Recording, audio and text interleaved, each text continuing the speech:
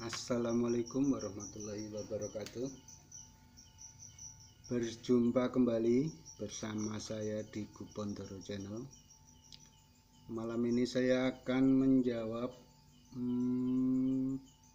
pertanyaan dari Mas Wildan ya, seorang subscriber yang bertanya tentang piannya yang ada mentol-mentolnya, penyakit mentol-mentol. Kalau saya perkirakan itu maksudnya mungkin kutil ya, kutil yang itu seperti daging tumbuh itu biasanya disebabkan oleh bakteri. Nah, itu bakteri itu muncul dikarenakan kandangnya biasanya lembab dan kotor, dan kelembapan itu bertahan sampai lama sehingga muncul virus bakteri itu ya.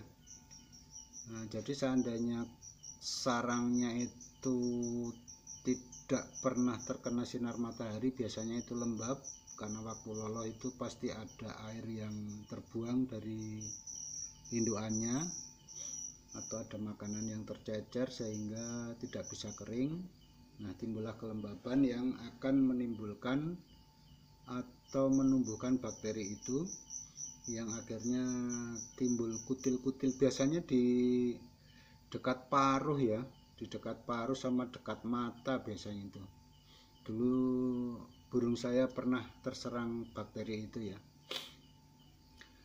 Dan untuk pencegahannya itu sebaiknya kandang Anda, kandangnya Mas Wildan ya kalau nggak salah itu tadi, itu disemprot pakai campuran Baiklin sama air yang konsentrasinya atau jumlah campurannya bisa Anda lihat di video saya sebelumnya tentang pencegahan penyakit ND atau tetelo. Itu karena Baiklin itu juga bisa untuk virus dan bakteri. Untuk virus itu, bakteri itu maksud saya, itu cukup beberapa kali saja disemprot ya, tidak usah terlalu sering. Dan usahakan untuk kandangnya itu atau sarangnya itu setiap sudah lembab diganti aja teman-teman, diganti dengan yang kering, kemudian taruh lagi di situ.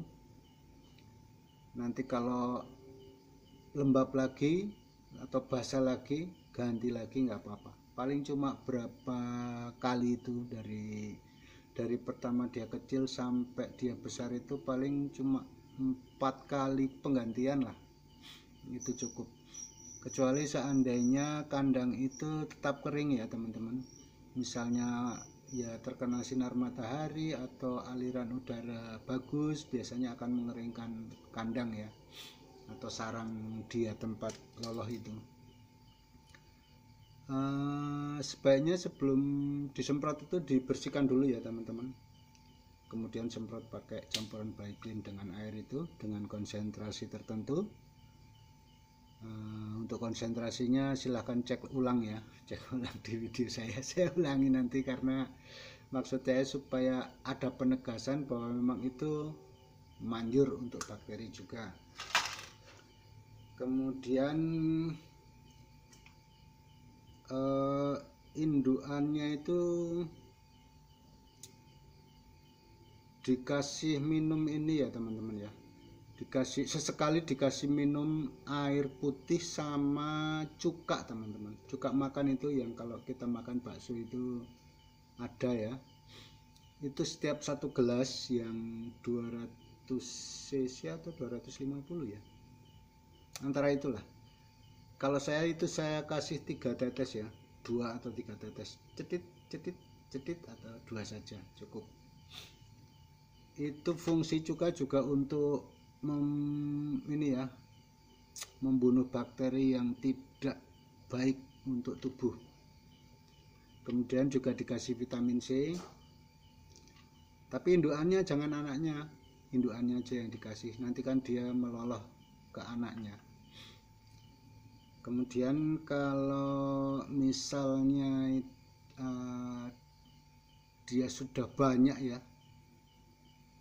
sebaiknya dipisahkan ya teman-teman dari piik-piik yang lain. Maksudnya dari kandang itu kalau dia udah bisa keluar kemudian suka campur, itu dipisahkan ya teman-teman, karena bakteri juga bisa menular dari sentuhan atau berdekatan. Kalau untuk burung dulu saya ada beberapa yang ketularan, kemudian saya obati. Nah, obatnya adalah kapur bangunan itu, kapur putih itu ya, kapur gamping itu saya campur dengan sabun colek, yang bukan sabun yang mawur itu, bukan ya, tapi sabun colek yang untuk nyuci piring itu loh, bukan yang cair, bukan yang mawur, tapi yang pokoknya sabun colek lah ya, kayak pasta ya itu ya. Nah, itu saya campurkan, jangan dikasih air ya teman-teman, cuma itu aja dicampurkan, diulet-ulet gitu. Nah, itu kemudian itu kutilnya itu dicuek ya teman-teman, dilukai sampai dia keluar darah. Kalau sudah keluar darah, dioleskan saja, jangan dipopokkan, cukup dioleskan, nanti dia akan mengering ya teman-teman. Dan selain itu kalau seandainya nggak dapat kapur sirih itu, kapur bangunan dengan sabun colek itu, seharusnya dapat ya, itu gampang. Itu kalau Anda punya obat merah yang zaman dulu, tapi bukan yang betadin, yang obat merah tintir kalau nggak salah itu ya, itu zaman dulu itu namanya tintir. Nah, itu pakai itu bisa. Jadi tetap ya caranya dilukai, diteteskan itu, nanti beberapa kali nanti akan segera mengering itu. Kayaknya paling cuma 4-5 kali pengolesan kayaknya, atau saya lupa ya, tapi cuma sebentar itu, asal setiap hari kita oles ya. Pagi kita oles, sore itu kalau misalnya kelihatan kering kita oles, kalau enggak ya saya biarkan, kalau saya ini, terus nanti besok pagi saya oles lagi.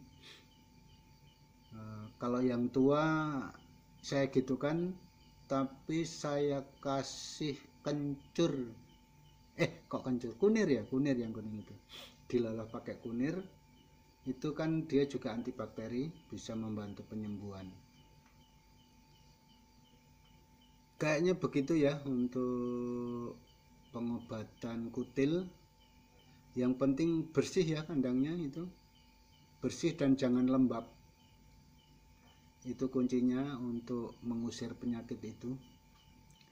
Dan yang jelas jangan lupa ya disemprot pakai Baiklin dengan air itu nanti selain untuk bakteri juga untuk virus ND itu bagus. 1 kali semprot berguna untuk